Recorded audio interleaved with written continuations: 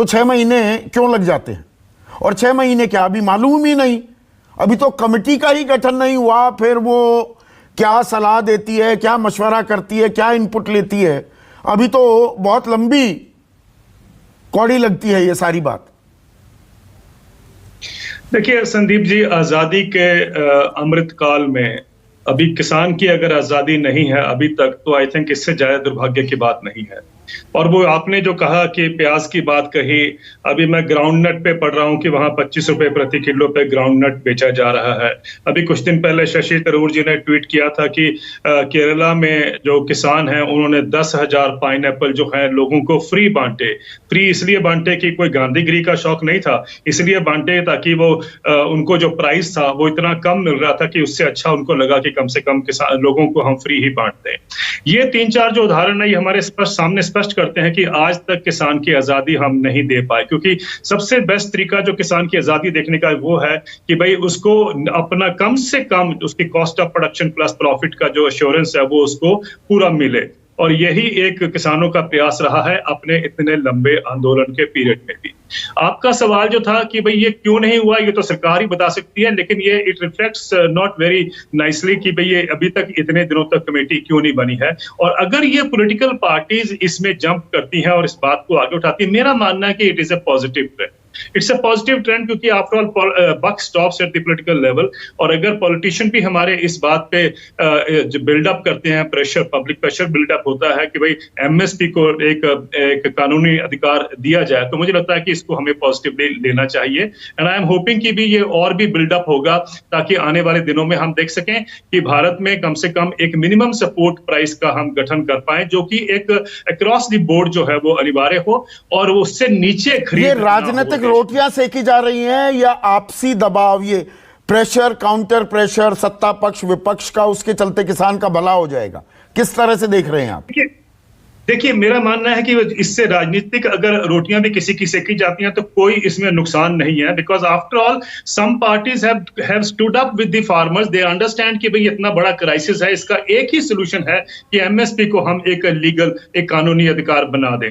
तो मुझे लगता है कि ये पॉजिटिव स्ट्रेंथ है और ये बल्कि और भी बिल्डअप होना चाहिए सारे देश में। ये आवाज अलग अलग नहीं, इसमें एक और बात है कि सरकार पर कितना दबाव आता है एमएसपी को लेकर, क्योंकि आपसे बेहतर कोई नहीं समझा पाएगा देवेंद्र शर्मा, ये थोड़ा फिर से समझाने की जरूरत है एमएसपी को लेकर। अरे एमएसपी को कानूनी जामा पहना दिया तो बहुत से जानकार, सो कॉल्ड एक्सपर्ट्स, वो आ जाते हैं 16-17 लाख करोड़ रुपए का सरकार पर दबाव आ जाएगा। एमएसपी को कानूनी जामे का मतलब ये थोड़ा है कि सारा सरकार को खरीदना होगा। एमएसपी का मतलब ये है ना, अगर कानूनी उसको जामा पहना दिया जाए कि भाई इससे नीचे जो खरीदेगा उसको जेल में जाना पड़ेगा अगर शिकायत कोई करता है, तो वो कारोबारी के लिए भी है, वो सरकार के लिए भी है, तो सारा सरकार को थोड़ा खरीदना है। ये बिल्कुल ठीक आपने कहा, क्योंकि जैसे ही एमएसपी की बात होती है तो एक देश को पता नहीं क्यों लगता है कि भाई ये देश के साथ कुछ गड़बड़ होने जा रही है और एक तरह का हम प्रतिरोध देखते हैं उसके ऊपर बिल्डअप होते हुए, which is very unfortunate. But लेकिन दूसरी बात समझनी ये है कि एमएसपी का मतलब ये नहीं है कि सरकार ही सारा कुछ खरीदे। उसका मतलब ये है कि उसके नीचे, एमएसपी के नीचे, इट्स ए बेंचमार्क, उसके नीचे ट्रेडिंग नहीं होगी। चाहे व्यापार भी खरीदना चाहे या प्रोक्योरमेंट एजेंसी खरीदना चाहे, उस प्राइस पे या उसके प्राइस के ऊपर खरीदेंगे। एक सवाल और था कि भाई अभी जो रूस और यूक्रेन के युद्ध में हमने देखा है कि जो एक्सपेक्टेशन बढ़ी है कि हमारे भारत से एक्सपोर्ट होगा, तो उसको बहुत से लोग मार्केट रिफॉर्म मानते हैं। और मुझे ये समझ नहीं आता कि भाई एक साल में कहीं दुनिया में युद्ध हो रहा है तो उसको हम मार्केट रिफॉर्म्स कैसे मान लेते हैं। ये तो एक तरह का एब्रेशन है, उसको हमें अलग से देखना चाहिए।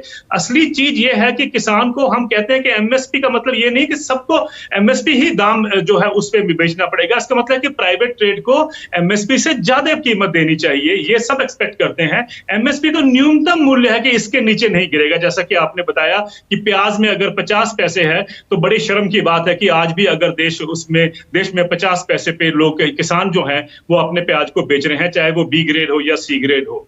और इस तरीके से हम और भी क्रॉप्स को देख सकते हैं। अब इसमें करने की जरूरत ये भी जानने की है कि देखिए, जब सारे देश के इकोनॉमिक्स हम देखते हैं तो सबसे नीचे पायदान पर किसान खड़ा है। और ये जानबूझकर हमने कई दशकों से किसानों को हमने डेलिबरेटली इम्पॉवरिश रखा हुआ है ताकि देश की इकोनॉमी चल सके। देश के इकोनॉमिक रिफॉर्म्स इस पे बिल्डअप हो रहे हैं कि हम एग्रीकल्चर को उसी जगह पे रखें जहां से वो उठ ना पाए। ये हमारी दुनिया में और यही वजह है, देखिए ये आंकड़े में पहले कई बार बता चुका हूं, ओईसीडी का आंकड़ा है 15 साल में, साल 2000 से 2015-16 तक उन्होंने देखा 45 लाख करोड़, 39 लाख करोड़ का हमारा सालाना बजट है। किसानों को 45 लाख करोड़ का नुकसान हो चुका है, हुआ उन 15 सालों में, क्योंकि एमएसपी पर खरीद नहीं हुई। 47,000 रुपए जो कर्ज था किसान पर प्रति किसान, अब वो बढ़कर 74,172 रुपए हो गया है। देखिए, ओईसीडी की स्टडी जो आपने जिक्र किया है बहुत महत्वपूर्ण है, इसलिए क्योंकि उसमें कहा गया था कि 16 साल के अंदर 45 लाख करोड़ रुपए का किसानों को नुकसान हुआ। इस रिपोर्ट के आने के बाद मुझे लग रहा था कि देश खड़ा होगा, उसको एक तरह जो उनका एंगर नजर आएगा कि भाई किसानों के साथ ऐसा क्यों हो रहा है। ये पॉलिसी पैरालिसिस की बात है, ये असली रिफ्लेक्शन जो है वो ओईसीडी की स्टडी है। पॉलिसी पैरालिसिस ओईसीडी बाजार का पैरोकार है दरअसल।